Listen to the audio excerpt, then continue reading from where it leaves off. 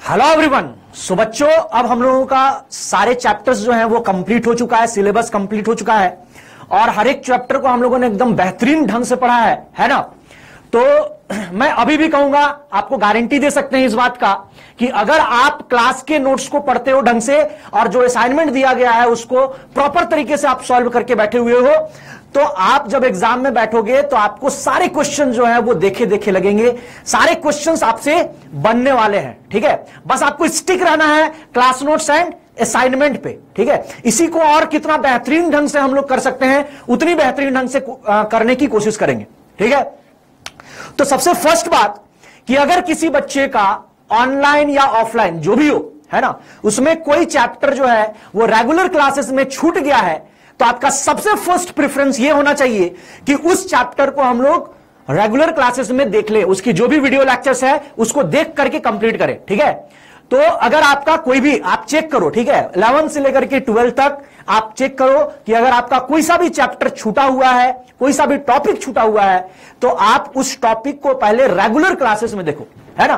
क्योंकि regular classes में हम किसी चीज को जितना एक्सप्लेन करके बतलाते हैं, जितनी डिटेल्स में बतलाते हैं, वो यहां पर हम लोग रिवीजन में हम लोग ये चीज नहीं कर पाएंगे। समझ हमारी बात, क्योंकि यहां पर हमारे पास टाइम जो है वो उतना नहीं है।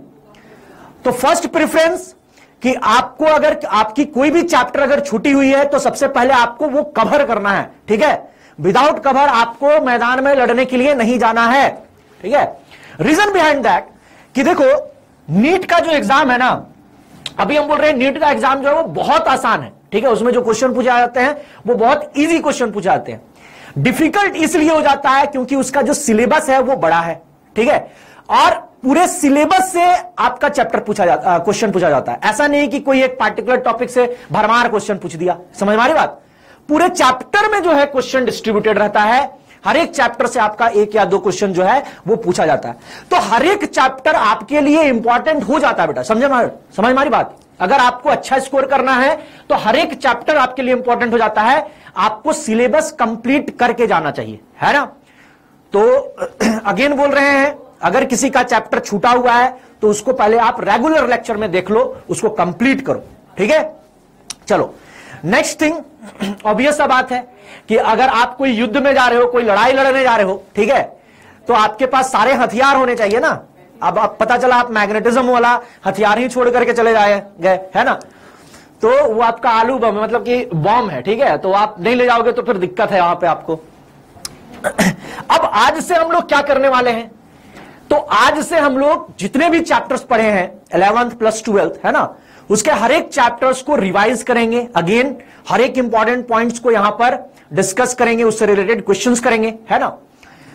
बट यहां पर मैं एक बात बोलना चाहूंगा कि रिवीजन जो होगा, रिवीजन आपको करना है, मेरे को नहीं करना है रिवीजन। समझ हमारी बात, रिवीजन आपको करना है, मेरे को नहीं। ऐसा नहीं कि हम रिवाइज किए जा रहे हैं और आप कुछ नहीं कर रहे हो। ठीक है, तो आपके मन में क्वेश्चन आना चाहिए कि सर रिवीजन हमको करना है तो आप क्यों करवा रहे हो, या फिर आप क्यों कर रहे हो। ठीक है, तो हम यहां पर रिवीजन नहीं करने वाले हैं, हम बस आपको रास्ता बतलाएंगे। ठीक है, जब आपकी सिलेबस कंप्लीट हो गई है, आप अब रिवाइज करना चाहते हो, तो बहुतों को यह नहीं समझ में आता है कि कहां से स्टार्ट करें, कैसे करें, कौन चैप्टर को कितना टाइम दे, है ना, क्या क्या हमें रिवीजन के दौरान करना चाहिए, कौन सी इंपॉर्टेंट चीजों का ख्याल रखना चाहिए। तो वो चीज हम बतलाने वाले हैं, हम आपको रास्ता बतलाएंगे, चलना आपको खुद है।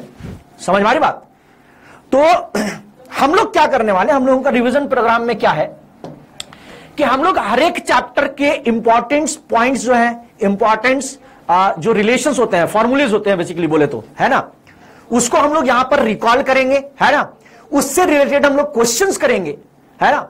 कहीं भी आपको दिक्कत हो तो आप मेरे को उस दौरान फोन करके पूछ सकते हो या फिर ऑफिस में आकर के मिल सकते हो। ठीक है, ये लेक्चर जो है आपका रिकॉर्डेड फॉर्म में जाएगा, इसकी लाइव लेक्चर्स नहीं होंगी, ये रिकॉर्डेड फॉर्म में ही आपको जाने वाला है। ठीक है, लेकिन इसको उतनी ही सिंसियरिटी के साथ आपको देखना है जितना आप यहां पर ऑफलाइन क्लास में देखते हो या फिर लाइव लेक्चर्स में देखते हो। समझ हमारी बात, चलो तो आज हम लोग बच्चों स्टार्ट करेंगे एक बहुत ही इंपॉर्टेंट टॉपिक से, है ना, जिसको आपको लगता होगा कि बहुत आसान है, बहुत इजी है, अरे ये तो एकदम फोड़ देंगे, है ना। लेकिन इसमें कभी कभी ऐसा क्वेश्चन पूछा जाता है कि आप जानते हुए नहीं जानते, मतलब गलती कर बैठते हो। समझ हमारी बात, और साथ ही साथ इससे हर एक साल 2 से 3 क्वेश्चन पूछे जाते हैं। 2021 में 3 क्वेश्चन पूछे गए। समझ में आ रही बात? तो आज हम लोग स्टार्ट करने वाले हैं यूनिट्स, डायमेंशंस एंड एरर्स से। ठीक है, यूनिट्स, डायमेंशन एंड एरर्स। देखो आपके हर एक दिन का प्लान जो है वो फिक्स है कि हम कौन दिन क्या पढ़ाने वाले हैं, उससे रिलेटेड आपको कौन सा क्वेश्चंस कराने वाले हैं। ठीक है, बस आपको उसी के अकॉर्डिंग आपको प्रिपेयर करते जाना है। आज जो मैंने पढ़ा दिया, आज जो मैंने क्वेश्चन दे दिया, वो आपका सबसे फर्स्ट प्रेफरेंस होना चाहिए कि वो आज आपको कंप्लीट करना है। ठीक है, नेक्स्ट डे का प्लान नेक्स्ट डे। अब बच्चों यहां पर हम कोई क्वेश्चन कराएंगे या फिर नोट्स, यहां पर आपको नोट्स नहीं बनाना है पहली बात तो। ठीक है, यहां पर आपको कोई नोट्स वोट्स नहीं बनाना है। ऑलरेडी जो हम लोग पढ़ाए हुए हैं उसी को हम लोग यहां पर रिवाइज करने वाले। तो नोट्स ऑलरेडी आपके पास है। अगर किसी बच्चे के पास पहले वाला नोट्स नहीं है तो आप मेरे को कॉल करना या फिर आप व्हाट्सएप में बोल देना, तो मैं आपको उसकी पीडीएफ भेज दूंगा। ठीक है, तो नोट्स की मैं पीडीएफ भेज दूंगा। अब आपके तरफ से क्या एफर्ट रहना चाहिए कि मान लो आज हम units and dimension and errors पढ़ने वाले हैं, स्टार्ट करने वाले हैं। ठीक है, तो आज जो टॉपिक हम लोग डिस्कस करेंगे उसको एक बार आप रिकॉल करके आओ, उसको एक बार आप पढ़ के आओ खुद से। ठीक है, तब जाकर के यहां पर हम जैसे ही क्वेश्चन देंगे वैसे ही आपको उसका आंसर सॉल्व करके लिख लेना है। समझ वाली बात? तो ये आपका रिवीजन प्लस प्रैक्टिस दोनों होने वाला है। समझ मारी बात? रिवीजन प्लस खतरनाक वाला प्रैक्टिस होने वाला है। उसके बाद एकदम आपका जो है चैप्टर जो है वो परफेक्ट हो जाएगा। हमको ऐसा प्रिपेयर करना है कि उस चैप्टर से कोई भी क्वेश्चन आए तो वो मेरे से छूटना नहीं चाहिए। बस यही एम है हमारा, यही एम होना चाहिए आपका भी। क्लियर है? तो चलो स्टार्ट करते हैं यूनिट्स, डायमेंशन एंड एरर्स। है ना, बहुत ही बेसिक सी चैप्टर हम लोग उठा रहे हैं। है ना, सबसे पहले हम लोग डिस्कस करेंगे यूनिट्स, डायमेंशन एंड एरर्स में हर एक पॉइंट को रिकॉल कर लेते हैं बेटा। फिजिकल क्वांटिटी हम लोग सबसे पहले देखते हैं इसमें कि फिजिकल क्वांटिटी हम किसे बोलते हैं। तो मैंने आपको बताया था कि physical quantity are those quantity which can be measured and which can assign a numerical value. ठीक है, ऐसी क्वांटिटी जिसे हम मेजर कर सकते हैं और उसे हम न्यूमेरिकल वैल्यू असाइन कर सकते हैं, तो हम उसे बोलेंगे फिजिकल क्वांटिटी।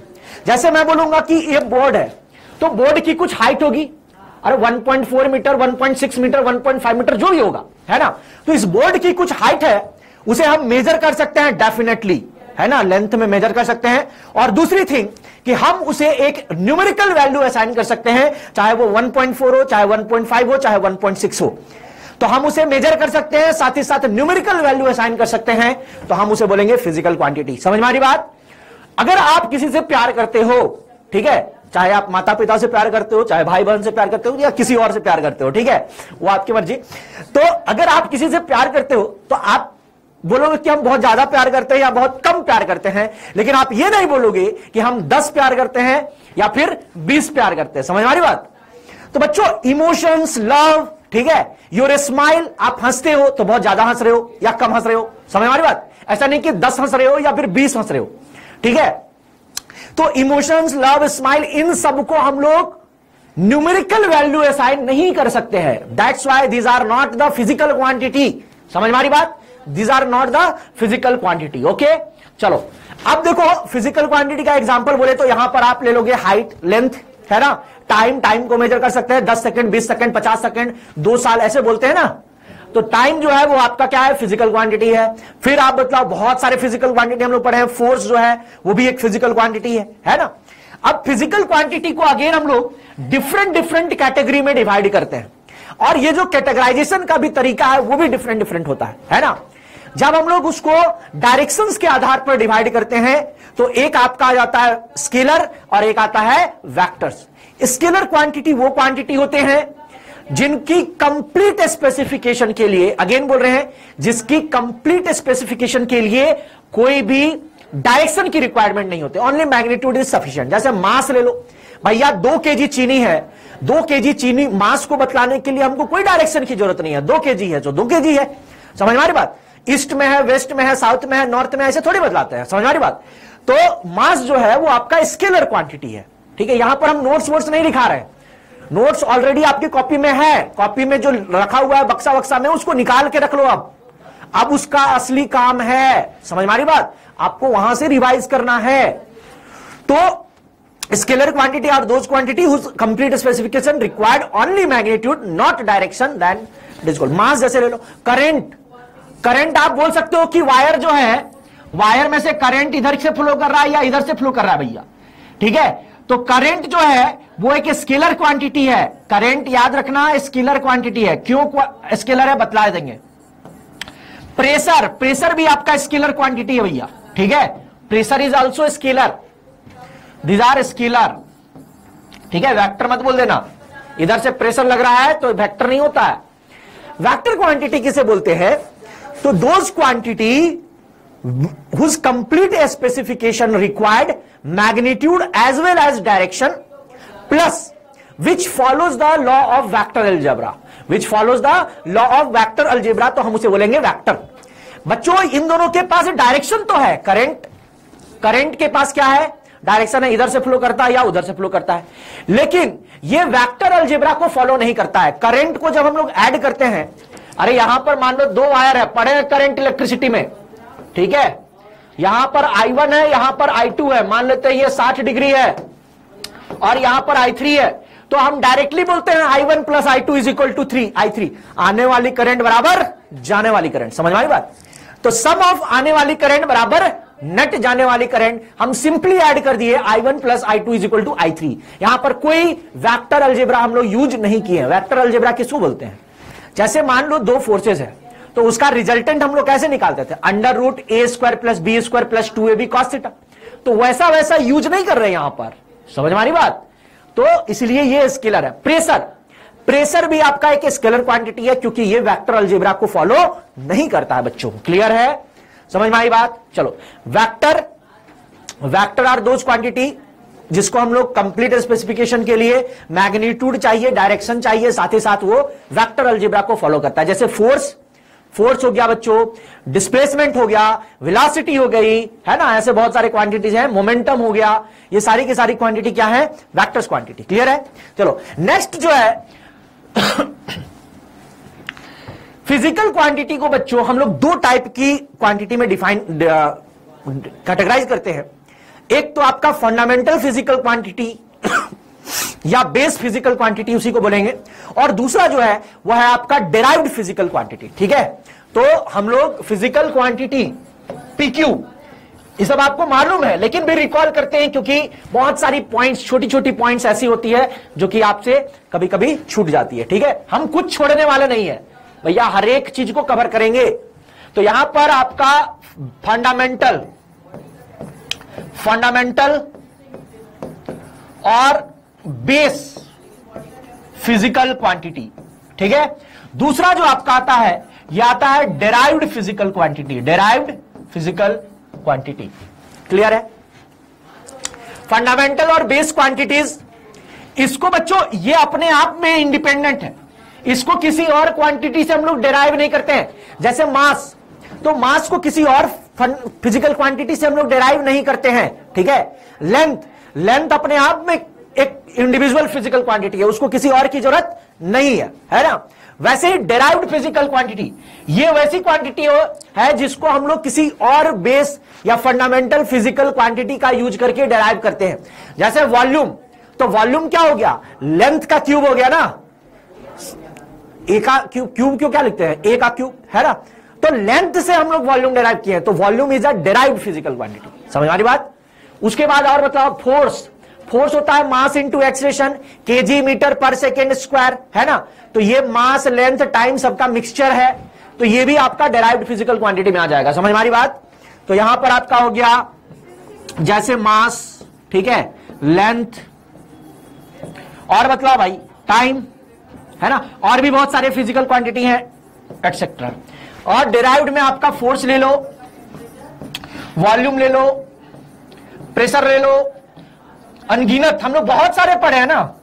याद करो कि शुरू से 11th का फर्स्ट डे से लेकर के सेमीकंडक्टर के लास्ट डे तक आपने कितने सारे फिजिकल क्वांटिटी पढ़े हैं। तो आप बोलोगे सर बहुत सारे फिजिकल क्वांटिटी। समझ में आ रही बात। चलो तो ये हो गया आपका डेराइव। अब हम लोग बेसिकली पूरे वर्ल्ड में बच्चों 3 टाइप के फिजिकल क्वांटिटीज जो है, 3 टाइप्स के सिस्टम ऑफ यूनिट्स जो है वो हम लोग यूज करते हैं। ठीक है, किसी भी फिजिकल क्वांटिटी की यूनिट्स होती है, जैसे लेंथ, मास को हम लोग केजी में मेजर करते हैं, लेंथ को हम लोग मीटर में मेजर करते हैं या फिर सेंटीमीटर में मेजर करते हैं, है ना। तो हमारे पास पूरे वर्ल्ड में 3 टाइप्स की सिस्टम ऑफ यूनिट्स यूज किया जाता है। फर्स्ट जो है ये आपका है, कौन सा है भाई, एफपीएस सिस्टम। ठीक है, एफपीएस ये आपका बेसिकली ब्रिटेन में यूज किया जाता था, फुट पाउंड सेकेंड सिस्टम, है ना। ये आपका लेंथ को मेजर किया जाता था, ये आपका मास को और ये आपका टाइम को मेजर किया जाता था। तो इसको हम लोग बोलते हैं एफपीएस सिस्टम ऑफ यूनिट्स। ठीक है, जो ब्रिटेन के लोग रहते थे वो ये वाला यूज करते थे। ठीक है, फिर सीजीएस सिस्टम, इसको बोलते हैं गॉसियन सिस्टम। क्या बोलते हैं, गॉसियन सिस्टम भी बोलते हैं, गॉसियन सिस्टम। ठीक है, इसमें हम लोग सेंटीमीटर, ग्राम एंड सेकेंड ये आपका यूनिट हो गया। थर्ड बच्चों आपका MKS unit, MKS system of unit. इसमें हम लोग मीटर, केजी और किलोग्राम एंड सेकेंड में हम लोग मेजर करते थे। ठीक है, अब एमकेएस सिस्टम को ही मॉडिफाई करके पूरे वर्ल्ड के लिए एक सिंगल सिस्टम ऑफ यूनिट बनाया गया, जिसको हम बोलते हैं standard of international, SI system. क्या बोलते हैं, एसआई सिस्टम, एसआई सिस्टम। ठीक है, तो बच्चों एसआई सिस्टम में आपका 7 फंडामेंटल यूनिट्स रखा गया, 7 फंडामेंटल यूनिट्स रखा गया, फंडामेंटल यूनिट्स रखा गया, है ना, जो कि आपको मालूम होना चाहिए। कभी कभी हो सकता है कि बहुत ही आसान सा क्वेश्चन आ जाए इन्हीं की यूनिट्स पे। ठीक है, तो 7 फंडामेंटल यूनिट्स कौन कौन से हैं एक बार रिकॉल कर लेते हैं। मास जो है, मास को हम लोग मेजर करते हैं बच्चों किलोग्राम में, किसमें, किलोग्राम, और किलोग्राम को हम लोग मेजर करते हैं केजी में, किसमें मेजर करते हैं, केजी में। सेकेंड, आप बतलाओ, आपके मन में आ जाना चाहिए अगर हम 7 फंडामेंटल क्वांटिटीज पूछ रहे हैं तो। ठीक है, मास के बाद आता है लेंथ, तो लेंथ को हम लोग मेजर करेंगे मीटर में, इसको हम लोग एम से रिप्रेजेंट करेंगे। ठीक है, थर्ड जो है ये आपका हो जाएगा क्या, टाइम, टाइम को हम लोग सेकेंड में मेजर करते हैं और इसको हम लोग स्मॉल एस से रिप्रेजेंट करते हैं। फोर्थ बतला बेटा, टेम्परेचर, टेम्परेचर जो है इसको हम लोग केल्विन में मेजर करते हैं, किसमें, kelvin is the SI unit of temperature. ठीक है, तो केल्विन को हम लोग कैपिटल के से रिप्रेजेंट करते हैं। नेक्स्ट जो है फिफ्थ, मतलब भाई फिफ्थ क्या होता है, तो करंट इलेक्ट्रिसिटी और electric current, electric current, electric current को हम लोग एम्पियर में मेजर करते हैं, किसमें, एम्पियर। ठीक है, और हम इसको कैपिटल ए से रिप्रेजेंट करते हैं। नेक्स्ट जो है 6th नंबर, बतलाओ, ल्यूमिनस इंटेंसिटी, ल्यूमिनस इंटेंसिटी। अब ये क्या है, तो लाइट की किसी भी पॉइंट लाइट की कोई भी ऑब्जेक्ट कितना चमक रहा है, कोई भी ऑब्जेक्ट कितना चमक रहा है, उसी चीज को हम लोग मेजर करते हैं ल्यूमिनस इंटेंसिटी के टर्म में, है ना। और इसकी जो यूनिट होती है कैंडेला, कैंडेला। ठीक है, इसको हम लोग सी स्मॉल डी से रिप्रेजेंट करते हैं। 7th नंबर में बच्चों आपका अमाउंट ऑफ सब्सटेंस आ जाता है, अमाउंट ऑफ सब्सटेंस। तो किसी भी सब्सटेंस की जो अमाउंट है उसको हम लोग मेजर करते हैं, किसमें, आप लोग तो भयंकर पढ़े हो, हमको पता है, मोल कॉन्सेप्ट आप लोग भयंकर पढ़े हुए हो, मोल कॉन्सेप्ट में आपका कॉन्सेप्ट एकदम क्लियर होना चाहिए, समझ में आ रही बात। तो mole, mole is the SI unit of amount of substance, amount of substance, समझ में आ रही बात। तो these are the 7 fundamental quantities. अब बच्चों यहां पर एक बहुत ही प्यारा सा क्वेश्चन आपको मार्केट में देखने को मिलेगा, ठीक है, वो हम आपको कराने जा रहे हैं और आंसर आपको करना है, बीच बीच में क्वेश्चन होते रहना चाहिए, है ना।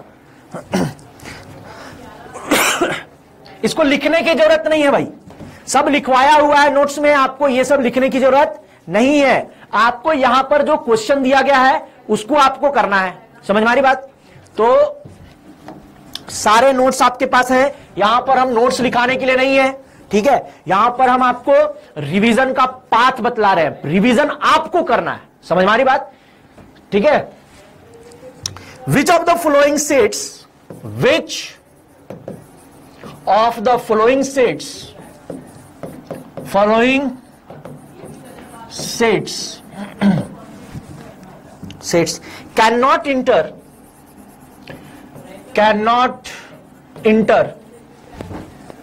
into the list of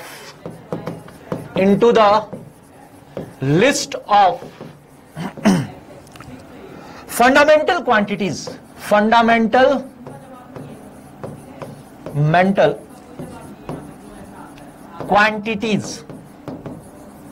in any system of unit, system of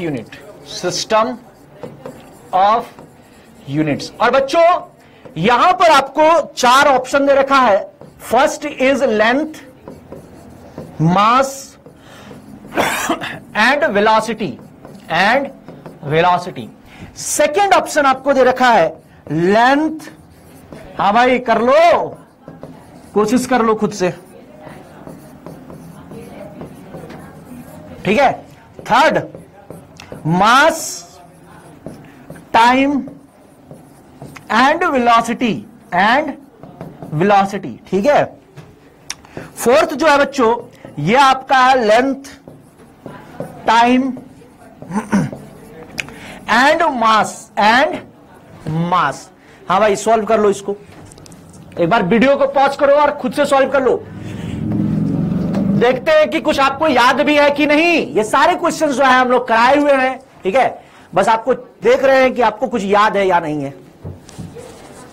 देखो बोल रहा है कि which of the following sets can not inter into the list of fundamental sets of quantities in any system of unit. Okay, तो हमें बस ये ध्यान रखना है बच्चों कि अगर किसी सेट ऑफ क्वांटिटीज को हम फंडामेंटल क्वांटिटीज में रखते हैं तो उनमें से कोई भी एक क्वांटिटी जो है वो बाकी सब क्वांटिटी से डिराइव्ड नहीं होना चाहिए, ठीक है। अगेन मैं बोल रहा हूं, अगर मान लो हम ये तीनों को फंडामेंटल सेट्स ऑफ क्वांटिटी में रख रहे हैं, लेंथ, मास और वेलोसिटी को, तो इसमें से कोई भी क्वांटिटी जो है वो अदर क्वांटिटी का यूज करके डिराइव्ड नहीं होना चाहिए। अगर वो डिराइव्ड हुआ तो हम उसे फंडामेंटल क्वांटिटीज में नहीं रख सकते हैं। समझ में आ रही बात। देखो यहां पर वेलोसिटी है भाई, वेलोसिटी को हम लोग डिराइव कर सकते हैं। मास तो देखो, मास को तो डिराइव नहीं कर सकते, लेंथ अपने मास में फंडामेंटल है। वेलोसिटी इज लेंथ पर सेकेंड, मतलब लेंथ पर यूनिट टाइम होता है ना। तो यहां पर लेंथ तो है लेकिन टाइम नहीं है, तो वेलोसिटी को हम लोग नहीं कर सकते हैं किसी और का यूज करके, है ना। तो ये जो है इसको हम लोग फंडामेंटल सेट्स ऑफ क्वांटिटी में डाल सकते हैं। हम लोग बोल सकते हैं कि एक सिस्टम ऑफ यूनिट है जिसमें ये जो है ये फंडामेंटल क्वांटिटीज है, हम लोग बोल सकते हैं। सेकेंड ऑप्शन में देखो बच्चों, लेंथ, टाइम एंड वेलोसिटी। यहां पर ध्यान देना, वेलोसिटी जो होता है वो होता है length by time, metre per second. तो वेलोसिटी को हम लोग लेंथ और टाइम का यूज करके डिराइव कर लिए, ठीक है। वेलोसिटी क्या होता है, लेंथ बाय टाइम, और हम इन दोनों का यूज करके इसको डिराइव कर सकते हैं। इसलिए हम इसको फंडामेंटल सेट्स ऑफ क्वांटिटी में नहीं रख सकते हैं। क्या कर सकते हैं, नहीं रख सकते हैं, ठीक है। तो यहां पर आपका खतरा जल गया, मतलब इसी ऑप्शन में हम आपको टिक करने बोलेंगे। आपको बोल रहा है इनमें से किसको हम लोग फंडामेंटल सेट्स ऑफ क्वांटिटी में नहीं रख सकते हैं, can not inter into the fundamental sets of quantity, तो इसको हम लोग नहीं रख सकते। देखो यहां पे मास, टाइम और वेलोसिटी, मास और टाइम का यूज करके वेलोसिटी को डिराइव कर सकते हो, नहीं कर सकते हो, लेंथ की कमी है, ठीक है। तो इसको हम लोग रख सकते हैं।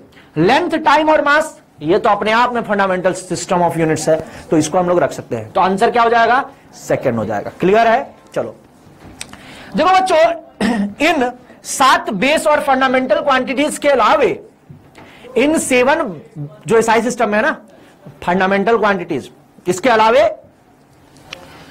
2 और सप्लीमेंट्री यूनिट्स होते हैं, सप्लीमेंट्री क्वांटिटीज बोल सकते हो और यूनिट्स बोल सकते हो, ठीक है। तो इसमें कौन कौन से आते हैं? तो फर्स्ट जो आता है आपके बच्चों प्लेनर एंगल आता है। क्या आता है? Planar angle. जैसे किसी प्लेन में अगर हमको एंगल मेजर करना है, ठीक है, जैसे ये जो प्लेन है इसमें दो वेक्टर्स है, दोनों के बीच का एंगल मेजर करना है, तो हम इसको किस में मेजर करेंगे? तो रेडियन में मेजर करेंगे। किस में मेजर करेंगे? रेडियन में मेजर करेंगे बच्चों, रेडियन में मेजर करेंगे। समझ हमारी बात। दूसरा जो आता है आपका वो आता है सॉलिड एंगल। क्या आता है? Solid angle. और इसको हम लोग किस में मेजर करते हैं? तो स्टी रेडियन। स्टी रेडियन। जैसे मान लो एक कोन है बच्चों, ये कोन है, तो ये कोन जो है वो सेंटर पे कुछ सॉलिड एंगल फॉर्म करता है, ये वाला, इसी को हम लोग बोलते हैं सॉलिड एंगल, है ना, जिसको हम लोग स्टी रेडियन में मेजर करते हैं। किसमें? स्टी रेडियन में मेजर करते हैं। समझ वाली बात। अब देखो यहां पर एक बहुत ही इंपॉर्टेंट बात है, आगे चल करके हम लोग डायमेंशंस पढ़ने वाले हैं ना भाई, ठीक है। तो इन दोनों की यूनिट्स तो होती है बच्चों, they have units but they don't have dimension. They have units but no dimension, no dimensions. Angle की कोई भी डायमेंशन नहीं होती है, ठीक है। इस रेडियन या फिर स्टीरेडियन, ये जो solid angle and planar angle है, इनकी यूनिट्स तो है लेकिन इनकी डायमेंशन नहीं है बच्चों। क्लियर है? समझ में आ रही बात। चलो नेक्स्ट जो है, नेक्स्ट आपका आता है क्वेश्चन। कभी कभी ऐसा ऐसा क्वेश्चन पूछ देता है ना भाई कि बहुत आसान है, मतलब कि पूरा चैप्टर पूरा फिजिक्स पढ़ लिए, है ना, लेकिन फिजिकल वर्ल्ड से आपको कुछ ऐसा क्वेश्चन पूछ देगा, यूनिट्स एंड डायमेंशन से कुछ ऐसा क्वेश्चन पूछ देगा जिसमें आप उतना ध्यान नहीं देते हो, है ना, लेकिन वो क्वेश्चन जो होता है वो बवाल क्वेश्चन होता है। मतलब समझ में आ रही बात। Improper unit, improper unit, improper unit हम किसको बोलते हैं? अब इम्प्रॉपर यूनिट के डेफिनेशन पे आपको क्वेश्चन पूछ देता है, सवाल खड़ा हो जाता है यहां पर, ठीक है। तो इम्प्रॉपर यूनिट किसे बोलते हैं? अगर मान लो बच्चों किसी फिजिकल क्वांटिटी की यूनिट हम लोग लिख रहे हैं, वो उस फिजिकल क्वांटिटी से रिलेटेड नहीं होता है। मतलब जैसे हम लोग फोर्स की कोई क्वांटिटी तो लिख रहे हैं, फोर्स, लेकिन उसकी यूनिट जो है वो फोर्स के जैसा है ही नहीं, वो किसी और क्वांटिटी के जैसा है। जैसे एग्जांपल ले लेते हैं बच्चों, कभी कभी हम लोग बोलते हैं कि weight of a substance, weight of a substance is equal to 3 kg weight. 3 kg weight, again मैं बता रहा हूं कि weight of the substance is 3 kg weight. तो बेटा यहां पर वेट क्या है? Weight of a substance is बेटा फोर्स। ये क्या है? फोर्स। और फोर्स को हम लोग रिप्रेजेंट कर रहे हैं केजी में। किसमें मेजर कर रहे हैं? केजी में। तो इसका यूनिट तो है केजी वेट, केजी आपका मास का होता है, ठीक है। तो ये आपका इम्प्रॉपर यूनिट का एग्जांपल हो गया। इम्प्रॉपर यूनिट, इम्प्रॉपर यूनिट हो गया। समझ में आ रही बात। तो कभी कभी ऐसा यूनिट हम लोग दे देते हैं, है ना, जो कि उस क्वांटिटी से मैच ही नहीं कर रहा है, अनमैच हो जा रहा है, ठीक है। जैसे केजी, बहुत जन को लगेगा 3 kg सर, तो ये तो मास है। बिल्कुल, इसको जी से मल्टीप्लाई करोगे तब जाकर के तेरा वेट आएगा। अगर आप इसको लिखना चाहो तो 3 × G न्यूटन लिखना चाहते हो तो ऐसे लिखना पड़ेगा, जी से मल्टीप्लाई करना होगा, बोले तो 30 न्यूटन, ये तेरा वेट हो गया।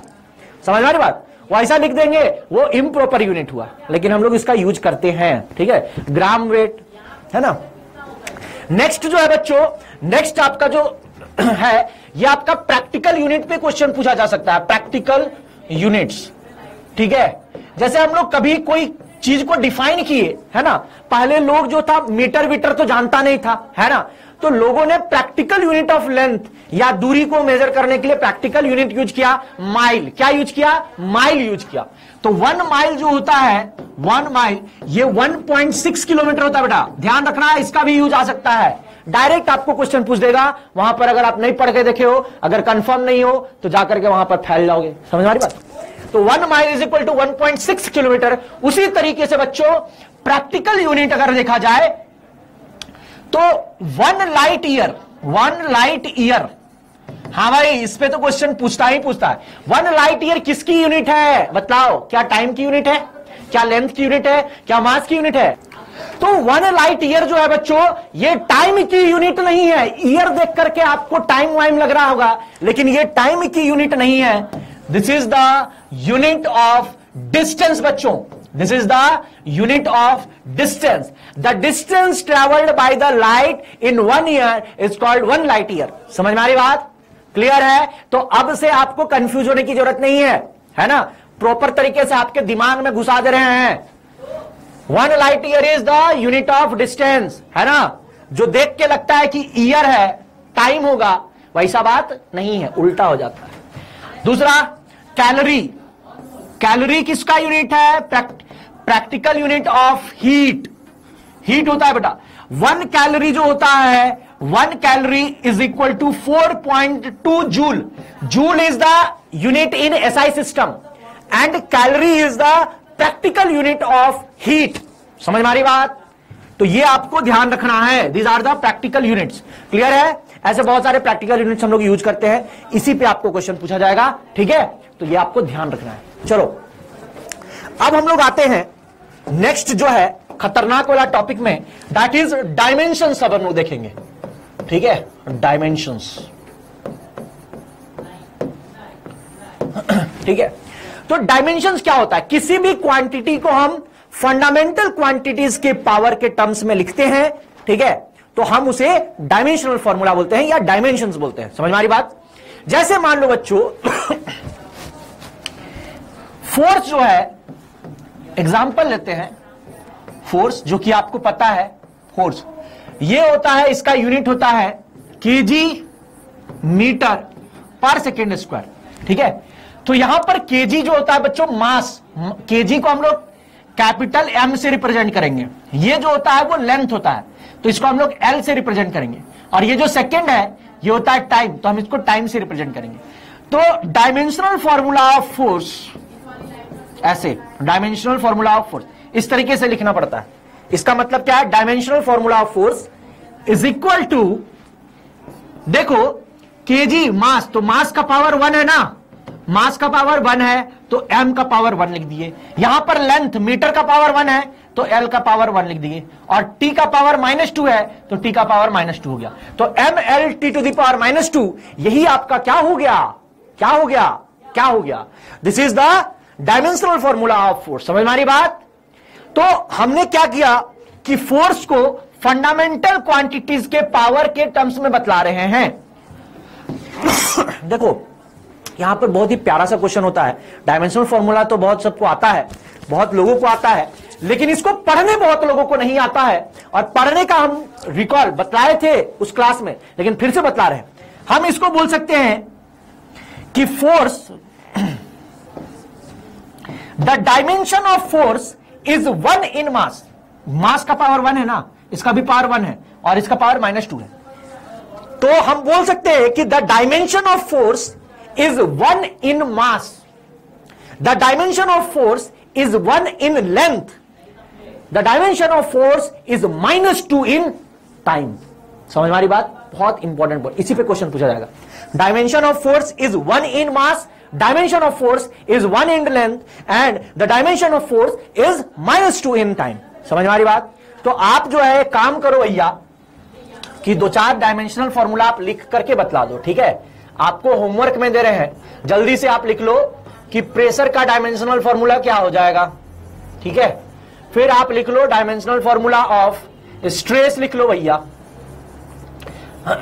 और आप डायमेंशनल फॉर्मूला ऑफ क्या लिखोगे? ग्रेविटेशनल कांस्टेंट लिख लो जी। ठीक है? और आप डायमेंशनल फॉर्मूला ऑफ विस्कोसिटी लिख लो, विस्कोसिटी लिख लो। और आप dimensional formula of surface tension लिख लो। सुने हो कि नहीं नाम? पूरे फिजिक्स में हम लोग सुने हुए हैं। और देते हैं आपको, थोड़ा प्रैक्टिस हो जाए बढ़िया से आपका। ये क्या है? ये क्या है? ये क्या है? इसको हम ऐसे नहीं लिखेंगे, इसको हम लोग लिखते हैं इंडक्टेंस। इंडक्टेंस, इंडक्टेंस का डायमेंशनल फॉर्मूला बतला देना थोड़ा। ठीक है? थोड़ा सा डायमेंशनल फॉर्मूला ऑफ क्या बतला देना? टाइम कांस्टेंट का डायमेंशनल फॉर्मूला बतला देना। टाइम कांस्टेंट का डायमेंशनल फॉर्मूला बतला देना, थोड़ा सा डायमेंशनल फॉर्मूला बतला देना। और कौन क्वांटिटी पढ़े का? रेनॉल्ड्स नंबर, रेनॉल्ड्स नंबर चुन चुन के आपसे पूछेंगे, कोई भी पॉइंट, कोई भी कॉर्नर नहीं छूटना चाहिए। रेनॉल्ड्स नंबर, ठीक है, इसका भी डायमेंशनल फॉर्मूला बतला दो थोड़ा लिख करके। और बतलाओ डायमेंशनल फॉर्मूला ऑफ, अरे देखो मत इधर, लिखो वेलोसिटी ग्रेडियंट, वेलोसिटी ग्रेडियंट, ऐसा ऐसा वर्ड बोल रहे हैं सर, सुने हैं कहां कहां तो सुना सुना लग रहा है, ठीक है, जग सुना सुना लागे। वेलोसिटी ग्रेडियंट का हो गया भाई। और बतलाओ, और खतरनाक वाला पूछ दे क्या? प्रेशर हेड, प्रेशर हेड, ठीक है। तो एटसेट्रा, ऐसे तो बहुत सारा हम लोग क्वांटिटी करवाए हुए हैं फिजिकल क्वांटिटी का डायमेंशनल फॉर्मूला लिखने, लेकिन इन सबका आपको अभी लिखना है, ठीक है, लिख करके और फिर नेक्स्ट क्लास में हम लोग डिस्कस करेंगे बेटा, ठीक है। चलो अब देखो बच्चों, डायमेंशनल फॉर्मूला में आपको क्या क्या इंपॉर्टेंट पॉइंट, 4 पॉइंट बतला रहे हैं जो कि आपका एकदम आपको ध्यान में रखना है। 4 पॉइंट आपको ध्यान में रखना है, ठीक है, बहुत ही इंपॉर्टेंट पॉइंट है डायमेंशनल फॉर्मूला में, है ना। इंपॉर्टेंट कॉन्सेप्ट, इंपॉर्टेंट कॉन्सेप्ट भाई देखो, अगर हम दो क्वांटिटी को ऐड कर रहे हैं या सब्सट्रैक्ट कर रहे हैं तो उन दोनों क्वांटिटी की जो डायमेंशन होनी चाहिए वो सेम होनी चाहिए। क्या होनी चाहिए? सेम होनी चाहिए। भाई आप मास को केजी के साथ ऐड करोगे ना, केजी को लेंथ के साथ ऐड कर सकते हो क्या? केजी को टाइम के साथ ऐड कर सकते हो क्या? हम बोलेंगे कि 3 केजी और 2 सेकंड को ऐड करो, तो आप बतला सकते हो क्या? नहीं बतला सकते हो। समझ में आ रही बात? तो अगर हम दो क्वांटिटी को ऐड कर रहे हैं तो उन दोनों क्वांटिटी की डायमेंशनल फॉर्मूला सेम होगी, डायमेंशन सेम होगी, ठीक है। तो जैसे मान लो x प्लस वाई कर रहे हो बच्चों और x माइनस वाई कर रहे हो, तो dimension of x must be equal to dimension of y बच्चों, डायमेंशन ऑफ y। और इससे जो आपको रिजल्ट मिलेगा, मान लो x plus Y is equal to Z मिल रहा है, तो z की भी जो डायमेंशन होगी वो x के डायमेंशन के बराबर होगी। समझ में आई बात? चलो नेक्स्ट जो आपके लिए इंपॉर्टेंट पॉइंट है बच्चों, कि अगर मान लो कि दो नंबर्स को हम लोग मल्टीप्लाई कर रहे हैं या डिवाइड कर रहे हैं, तो जो रिजल्ट क्वांटिटी बनेगा उसकी डायमेंशनल फॉर्मूला अलग हो सकती है। दो x बाई वाई कर रहे हो और x इंटू वाई कर रहे हो, तो dimension of x and dimension of y may be different, may be different. हम लोग मल्टीप्लाई या डिवाइड कर सकते हैं दो अलग अलग, केजी को सेकंड के साथ डिवाइड या मल्टीप्लाई कर सकते हो, लेंथ को तुम सेकंड के साथ मल्टीप्लाई या डिवाइड कर सकते हो, तुम्हारी मर्जी, लेकिन ऐड या सब्सट्रैक्ट नहीं कर सकते। समझ मारी बात? ध्यान देना। और इससे देखो, इससे आपको जो रिजल्ट मिलेगा उसकी भी डायमेंशनल फॉर्मूला कुछ और हो सकती है। जैसे लेंथ और टाइम को डिवाइड कर देते हैं तो हमको वेलोसिटी मिल जाता है ना। तो उसी तरीके से आप कुछ भी कर सकते हो यहां पे। समझ मारी बात? नेक्स्ट जो है, अगर बच्चों सेम टाइप की डायमेंशनल फॉर्मूला और सेम टाइप की डायमेंशन वाली क्वांटिटी को हम डिवाइड करते हैं, क्या करते हैं? डिवाइड करते हैं, तो हमें एक डायमेंशन लेस क्वांटिटी मिलती है। जैसे मान लो टाइम को टाइम के साथ हम डिवाइड किए तो हमको जो क्वांटिटी मिलेगी वो डायमेंशन लेस होगी ना, होगी ना, पक्का होगी, है ना। तो अगर हम लोग सेम टाइप की डायमेंशन वाली क्वांटिटी को डिवाइड कर रहे हैं तो हमें एक डायमेंशन लेस क्वांटिटी मिलेगी। क्लियर है? चलो नेक्स्ट जो इंपॉर्टेंट पॉइंट है बच्चों, नेक्स्ट जो इंपॉर्टेंट पॉइंट है, ये आपको ध्यान रखना है कि मान लो आपके पास कभी भी साइन, ठीक है, साइन x इंटू ए है या x इंटू ए है, ठीक है, कॉस b इंटू टी है, ठीक है, e to the power something a into B है, लॉग x बाई वाई है, क्या है? x by Y. तो भैया जब भी ऐसी सिचुएशन हो कि जब भी ट्रिग्नोमेट्रिक फंक्शन हो, क्या हो? ट्रिग्नोमेट्रिक फंक्शन हो, sine cos tan cot cosec sec कुछ भी हो, तो उस केस में जो एंगल रहेगा बच्चों, ये सारी जो एंगल्स होंगी ये आपकी डायमेंशन लेस होनी चाहिए। ये आपकी क्या होनी चाहिए? डायमेंशन लेस होनी चाहिए। This must be dimensionless. यहां पर देखो ये वाली जो क्वांटिटी है ये भी आपका डायमेंशनलेस होना चाहिए, और लॉग के अंदर जो वैल्यूज है ये भी आपका डायमेंशनलेस होना चाहिए। क्या होना चाहिए? डायमेंशन लेस होना चाहिए। तो ये सारी वैल्यूज जो है ये आपकी डायमेंशनलेस होनी चाहिए। ये आपको इंपॉर्टेंट पॉइंट ध्यान में रखना है, एकदम क्लियर कट बात, समझ में आ रही बात? चलो, तो ये चारों जो है आपका डायमेंशनलेस होना चाहिए। अच्छा, ये डायमेंशनलेस होगा, इसका मतलब अगर मान लो x जो है वो लेंथ है, x जो है वो लेंथ है, तो क्या a जो है वो लेंथ का उल्टा, लेंथ इनवर्स होना चाहिए, तभी तो डायमेंशनलेस होगा। देखो x इंटू a, ये आपका लेंथ है, तो ये होगा 1 बाई लेंथ, तभी तो डायमेंशनलेस होगा, लेंथ लेंथ कट करके। समझ में आ रही बात? तो हम बोलेंगे कि a का जो डायमेंशन है बच्चों, that should be 1 by x का dimension, that is length inverse. समझ में आ रही बात? वैसे ही यहां पर जैसे मान लो bt है, तो bt is a dimensionless quantity, तो dimension of b into dimension of t should be 1। Dimensionless मतलब 1 हो जाना चाहिए, ठीक है, कुछ नहीं आएगा। तो dimension of b should be equal to 1 by dimension of t, मतलब टाइम इनवर्स। क्या हो जाएगा? Time inverse. समझ में आ रही बात? यहां पर आपका x बाई वाई, अगर x लेंथ है तो y को भी लेंथ होना पड़ेगा, अगर x लेंथ है तो y को भी लेंथ होना पड़ेगा, तभी तो डायमेंशन होगा, डायमेंशनलेस होगा। समझ में आ रही बात? तो ये सब आपका डायमेंशनलेस होना चाहिए। समझ में आ रही बात? चलो, तो इस तरीके से आप देख सकते हो कि कैसे हम लोग डायमेंशनल फॉर्मूला में हम लोग को इंपॉर्टेंट पॉइंट ध्यान रखना। एक और बच्चों, एक और लास्ट आपका चौथा पॉइंट रह गया, 4 पॉइंट बोले थे ना भाई।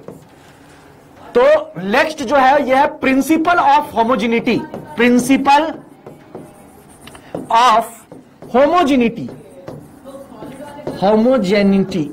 अब ये देखो, ये क्या बोलता है कि बच्चा दुनिया में कोई भी इक्वेशन जो है, कोई भी इक्वेशन जो है वो तभी सही होगा जब उसके हर एक टर्म, जब उसके हर एक टर्म का जो डायमेंशनल फॉर्मूला होगा वो आपका सेम होगा। क्या होगा?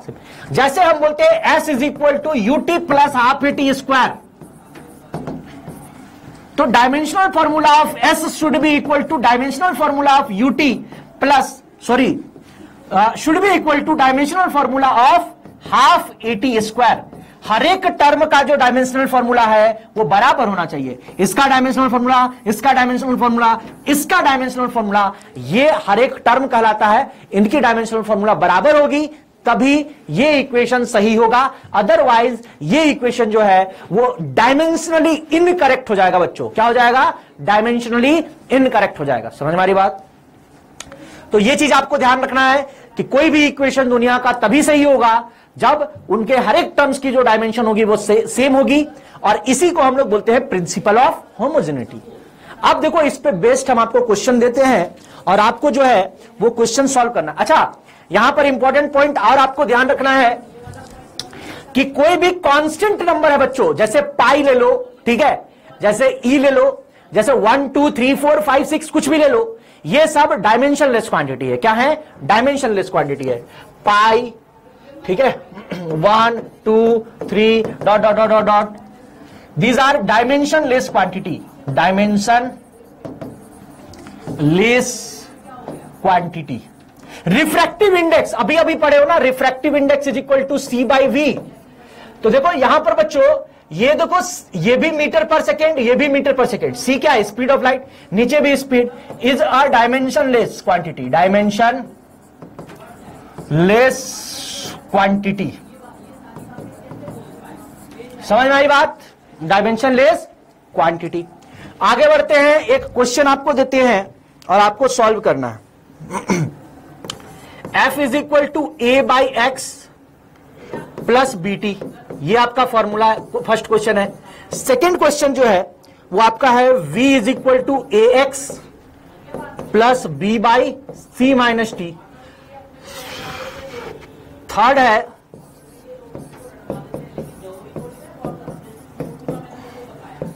फोर्थ है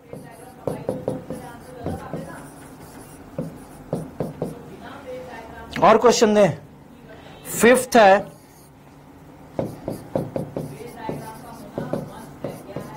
BT minus C X. Six, P plus A by V square into V minus B is equal to R T.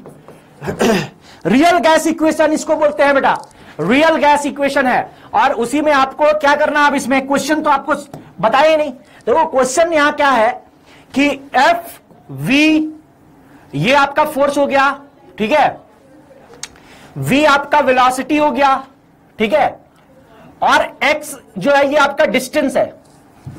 f is force, v is velocity, यहां पे x is distance and t is time, t is time.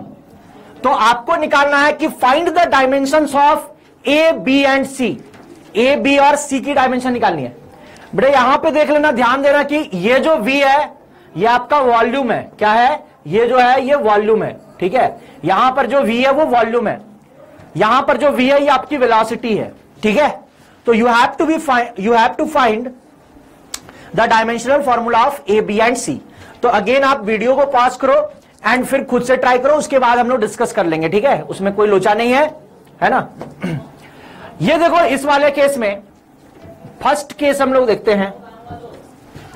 First case में आपको बोल रहा है कि f जो है वो आपका कितना है, a by X plus B T, A by X plus B T, ठीक है।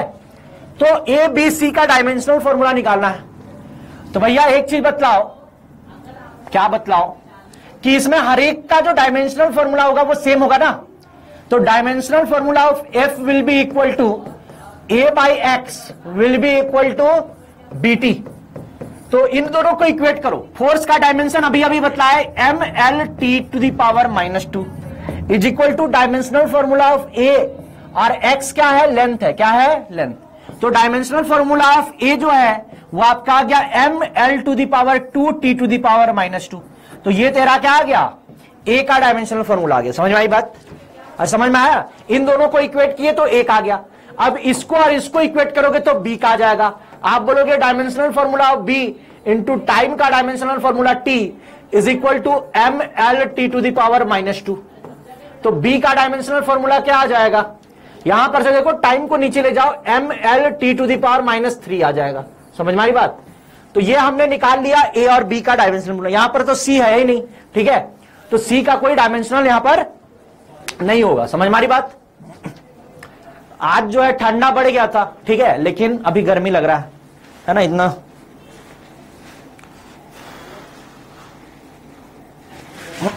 चलो अब आते हैं सेकेंड क्वेश्चन में। नेक्स्ट क्वेश्चन में बेटा, इस क्वेश्चन में क्या बोल रहा है कि v is equal to X plus B by C minus T, है ना। v is equal to X plus B by C minus T, यही था ना, हाँ यही था। चलो अब इसमें आगे ना आपको निकालना है, ये देखो। अब देखो यहां पर कमाल की बात आपको बता रहे हैं, ये c में t सब्सट्रैक्ट हो रहा है, मतलब क्या इन दोनों की डायमेंशन सेम होगी, बिल्कुल। c का डायमेंशन जो होगा वो t के बराबर होगा, तभी हम इसको सब्सट्रैक्ट कर सकते हैं। समझ हमारी बात। चलो next, dimensional formula of ax should be equal to dimensional formula of v। a जो है बच्चों, a का डायमेंशन एज इट इज रहने दो, x को हम लोग लिखेंगे लेंथ, वेलोसिटी को क्या लिखते हैं, length t to the power -1, अरे मीटर पर सेकेंड। तो यहां पर से देखो लेंथ कट गया, a की डायमेंशन क्या आ गई, t टू द पावर -1। आसान है ना। नेक्स्ट जो है वो आपको b की निकालनी है, तो इसकी डायमेंशन बराबर होगी वेलोसिटी के डायमेंशन के। तो आप लिखोगे dimension of b divided bye इसकी पूरी की पूरी डायमेंशन जो होगी वो टाइम का हो जाएगा। क्या हो जाएगा, टाइम का, क्योंकि c माइनस टी, टाइम में टाइम घटा रहे हैं तो टाइम ही मिलेगा ना। तो इसकी डायमेंशन जो होगी वो t हो जाएगी, that is equal to L T to the power -1। तो यहां पर b देखो, b का जो डायमेंशन हो जाएगा वो लेंथ के बराबर हो जाएगा, क्योंकि t और t to the power -1 cancel out हो जाएगा। So you will get the value l। समझ में आई बात। चलो नेक्स्ट क्वेश्चन बेटा, नेक्स्ट क्वेश्चन यहां पर देखो, इस वाले क्वेश्चन की बात करते हैं। v is equal to a into E to the power -bt, v is equal to a into E to the power -bt। v is equal to A E to the power minus BT. तो मैंने बोला था कि e का power कुछ भी रहे, ये आपका डायमेंशन लेस क्वांटिटी होना चाहिए। तो b का डायमेंशन इंटू टाइम का dimension should be equal to 1। Dimensionless के लिए आपके पास कंडीशन है कि इसका जो डायमेंशन होगा वो 1 के बराबर होगा, डायमेंशन लेस क्वांटिटी। समझ में आ रही बात? तो डायमेंशन ऑफ b क्या हो जाएगा बच्चों? t to the power minus 1। समझ में आ रही बात? अब ये क्वांटिटी तो डायमेंशन लेस है, तो a का डायमेंशन जो है वो v के डायमेंशन के बराबर हो जाएगा। मतलब dimension of a will be equal to dimension of v, that is l t to the power minus 1। समझ में आई बात? तो b और a सिर्फ था और कुछ नहीं था। नेक्स्ट जो है आपको बोल रहा है f is equal to a log b by X. f is equal to a log b by X. तो यहीं पे कर लेते हैं fourth number, f is equal to a log b by X. भैया ये वाला जो डायमेंशन लेस क्वांटिटी होना चाहिए क्या? भैया बिल्कुल सही बात बोल रहे हो आप, तो कमाल कर दी। तो यहां पर b by X, dimension of b divided by dimension of x should be equal to 1। तो dimension of b will be equal to dimension of x, बोले तो लेंथ क्या? बिल्कुल। और डायमेंशन ऑफ a, अब ये तो डायमेंशन लेस हो गया, a का डायमेंशन फोर्स के डायमेंशन के बराबर होगा ना, that should be equal to dimension of force. So ये आ जाएगा ml t to the power minus 2, ml t to the power minus 2। आसान है, ठीक है, बस आपको रिकॉल करने की जरूरत है। नेक्स्ट फिफ्थ नंबर क्या था? अब पलट के उधर नहीं जाते हैं। फिफ्थ नंबर में बच्चों आपको बोला जा रहा है, फिफ्थ नंबर में बोल रहा है x is equal to a sine bt minus C X, a sine bt minus C X. ठीक है, तो इसकी डायमेंशनल फॉर्मूला बतला दो थोड़ा, कैसे बतलाओगे?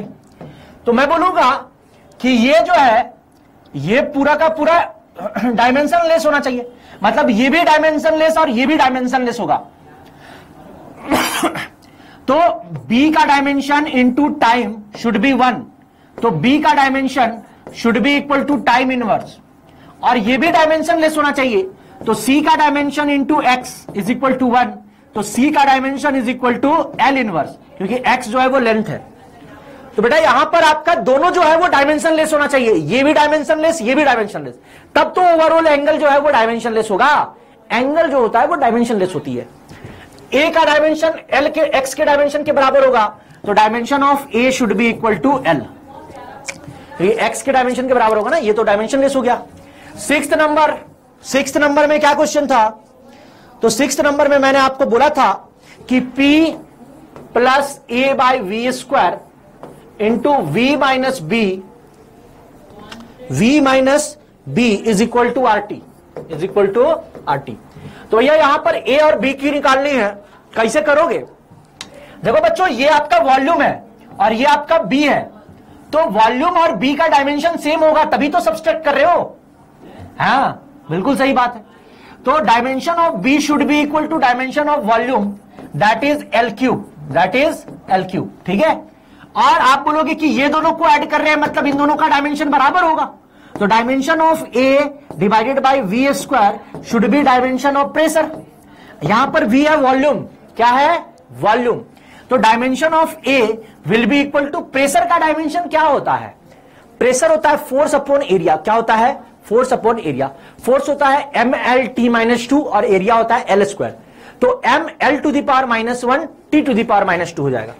इसको लिखोगे force upon area mlt to the power minus 2 upon l square into l square as it.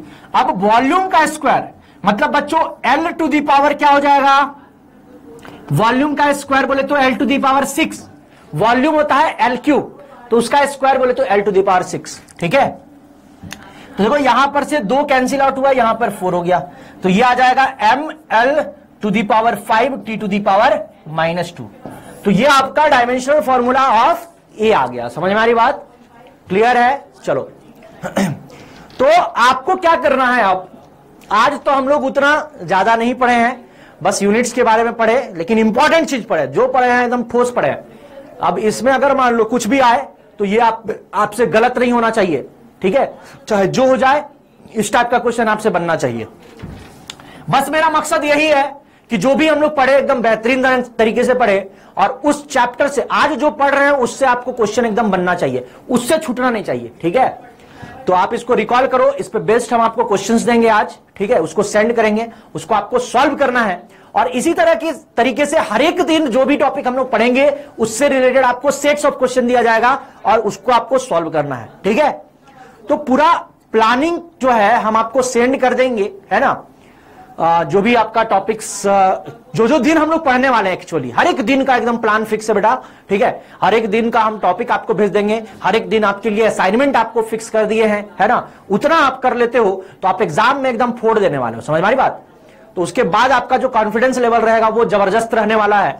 तो आज के लिए इतना ही रखते हैं, मिलते हैं नेक्स्ट क्लास में। Thank you very much.